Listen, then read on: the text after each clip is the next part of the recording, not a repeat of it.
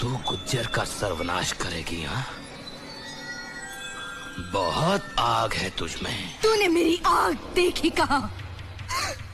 जो तूने मेरे भाई के साथ किया, अगर उससे 100 बार बदतर मौत मैंने तुझे न दी, तो मैं भी अपनी भाई की बहन नहीं।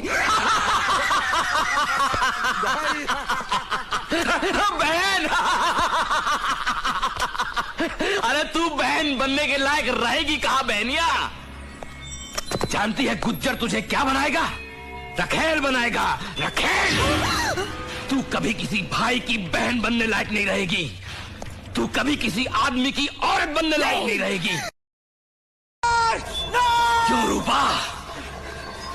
याद है तुझे गुज्जर ने क्या कहा था?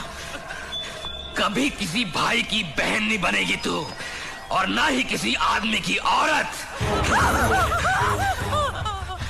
रखेल बनेगी तू, रखेल। गुज्जर की रखेल बनेगी तू।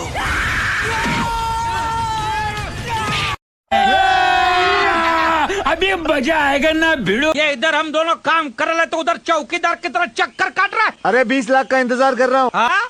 वो 20 लाख के तेरे पास ऐसे चल के आने वाला है? ऐसे ही समझ लो। क्यों? वो 20 लाख के पास टैक्सी रिक्शा का पैसा नहीं, जैसा चल के आएगा।